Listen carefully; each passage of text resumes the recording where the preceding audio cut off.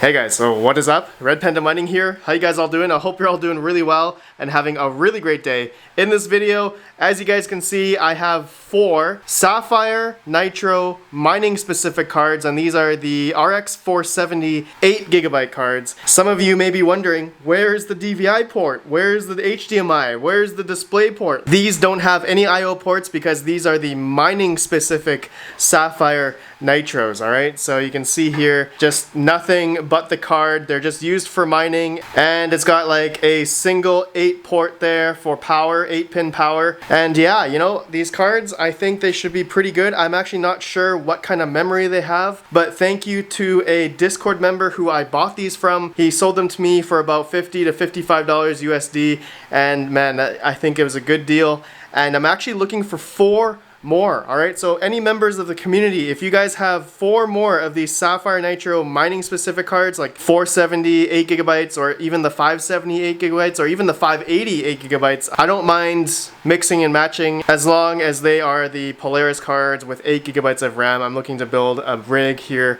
of 8 of them. But in this video, I just want to build it in this Veta frame here. You guys can see I built this for the Veta frame competition. This is the one that I made with all the other YouTubers on the Veta live stream for charity. That was a lot of fun. And this frame is only the 6 GPU one, but I'm thinking it should be fine. I'm gonna try to retrofit that frame so that I can add 8 of these on that Veta frame, alright? So that would be pretty interesting. So for now, I'm just going to utilize this 1000 watt P2, as well as I have a kit here of 4 PCIe risers, and also a little adapter here, which I'm going to make another video about in case some people were wondering. This is a U-bit splitter, a USB splitter, so you don't have to use the PCIe that goes into the motherboard. Instead of using the PCIe ones, you can use this instead. So basically turning a single PCIe and having the ability to use 4 U-bit risers off one adapter here, alright? So this is for another video. I will use this later on and show you guys. But I got some 4 splitters here. I'm going to use this 1000 watt P2 and that Veta frame. And then for the meantime, I'm going to use this motherboard, which is a Gigabyte H110 D3A motherboard coupled with an Intel G4560 processor. And actually I was supposed to use it for my Vega 56 rig, but I'm still waiting for a power supply that I ordered off AliExpress, which is an 800 watt, and I'm still waiting for that. It's going to take a long time because of the whole COVID-19 situation. So I'm going to utilize this motherboard in the meantime. Okay, so let me go ahead. I'm going to clear off the table and I'm going to put the Veta frame on here, and let's begin building.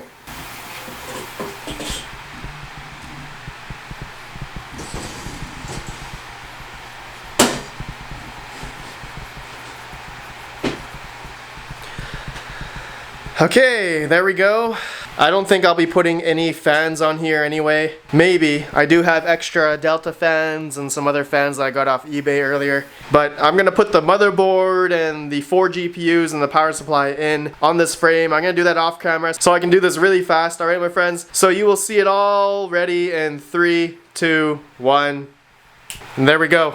You guys can see I got the GPUs on the V3D Veta frame here, 1000 watt P2 power supply, Gigabyte H110 D3A motherboard, coupled with a G4560 processor, and I have a aftermarket Noctua cooler on there. Kind of overkill, but it's all I had. And yeah, okay, so it's all built. I just put it all together. I didn't really do any cable management whatsoever, but I'm only using the PCIe cables supplied by the power supply. I'm not using any splitters or anything like that. All plugged in. Alright, let's just see if it turns on. I don't have a hard drive or a mining OS yet. We're gonna figure that out after we turn this on to make sure there's no smoke or anything. Alright, so let's turn it on. Will it boot? Yes. Okay. Any smoke? Alright, should be good. Okay, next my friends is to put a mining OS on this rig. Now, I've been meaning to try MMP OS. I don't know if any of you guys have heard of this software before, but the devs have contacted me, mmpos.eu. This is not sponsored or anything by any means, but I am gonna try out their software. You can see here, it looks like they fully support Windows 10 for mining, but then they say here, specially designed mining operating system, highly optimized based on Debian. It starts directly from a USB flash drive, so similar to like HiveOS or SMOS or MinerStat. Only one image that supports all the devices described below. Okay, so wow, they support FPGAs, Forest Kitten, Jungle Cat, and of course they support like all the GPUs, the R9 series, Polaris cards, the 470, which we're going to be using this OS on, Vega 56, which I'm going to be using later on once I have my Vega 56 rig built. The Navi cards are also supported, and everything else you guys can see, NVIDIA cards as well. Okay, so fully featured mining OS. I'm pretty excited. So let me go ahead. I'm going to log into MMPOS and link in the description down below if you guys want to try it out. Not sponsored at all. Let me know if you guys have used this software before. I'd love to know. Alright, let me download the OS to a USB stick. Okay, I am just downloading MMPOS right now, and then we're going to use Etcher to put it on a USB. You can see here MMPOS is a Linux-based platform, is recommended to use. You need an 8GB or larger USB stick to save and run. An SSD is optional. Use Balena Etcher to record. Okay, so I'm going to be using a 16GB USB stick. Okay, gonna select the image in Balena Etcher, and I have my ADATA USB stick selected, and I'm gonna hit flash, and that will take a second. And while that's going, I actually saw something else here I've never seen before. So it says authentication configuration, so I'm assuming this is like similar to putting the config file on like HiveOS. So this is just to know on the configuration setting for your USB stick. It says here, for completely blind installation, you can generate a auto config.txt and place it in the disk/stick configuration folder.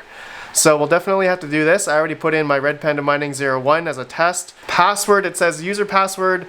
If left blank, the password defaults to MMPOS. So I'm just going to put default password, and I'm not sure what this means. Automatically expand the file system. I'm just going to leave that as default and generate and download. And it downloaded a autoconfig.txt. Alright, so we're still burning the USB, and we'll wait for this. Alright, the flash is complete. Now this is what opened up on the USB stick with nothing in it. So I'm assuming I just need to drag and drop it over to the USB. And this is my autoconfig right here. It has a rig code, my name. There's no password obviously, guys. It's going to be default. So you guys, hopefully you don't try to copy my code. I mean, you guys can mine to my account if you want. But anyways, alright, so I'm going to close that. I'm going to eject the USB, and we're going to plug it into the rig. Okay, I'm just going to plug it into the USB 3.0 port, and that should be good. We're going to turn the rig on, and should be coming up right now, and we will see if it loads up in the GUI or the miner management. Okay, it looks like it showed up under my account already. It shows 4 workers. I'm not sure if that means 4 GPUs. That probably most likely means 4 GPUs. And let's see here. I've never played with this software before, so it looks like there's a bunch of stuff I need to add, like my wallet, the pool. There's miner profiles and a whole bunch of other stuff. There's consumption and credit history. This is interesting. Okay, so I'm just going to play around with this a little bit, and then I will show you guys the hash rate that I'm able to achieve on these cards. I think that's what you guys are wanting to see, alright? So give me a hot minute. Alrighty, so after a little while, I was able to figure out MMPOS, and I got these Sapphire Nitros 470 8GB cards to mine at about 30 to 31 megahash each card. So let me just show you guys the workers in MMPOS. So you guys can see here, here's my core clocks. I think it's set on auto right now. I'm actually not sure. But if we go to the mining tab here, you guys can see we're getting about 31 to 31.36 megahash per RX 470. You guys can see that. You guys can see the temperatures right now. It's actually not too bad. The fan speed seems to be at 100% on this one. Yeah, it's actually pretty loud. Yeah, one of these is going pretty loud and pretty good actually. And you know what? I had an issue getting it working. I had to get a monitor and keyboard and go into the BIOS and change the PCIe to Gen 2. I had it on Gen 1. Okay, so you guys can see here, it's mining pretty good now. Look at that, 30 to 31 mega hash on MMP OS.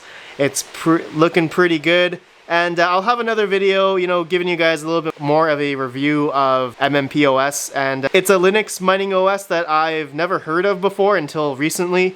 So, you know, I thought I'd go ahead and try it out, but I'll let you guys know. Okay, so there we go, guys. That's it for this video. These are the RX 470 8GB cards from Sapphire. These are the mining specific cards, as they have no I/O. So let me know what you guys think, and also let me know if there's anyone out there that's willing to sell another 4 RX 470 8GB cards, as I want to make a rig of 8. Or maybe 2, I can just make a rig of 6, but let me know, my friends. Thanks for watching, guys. Let me know what you think, and I'll see you guys in the next video. Have a good one, and peace out.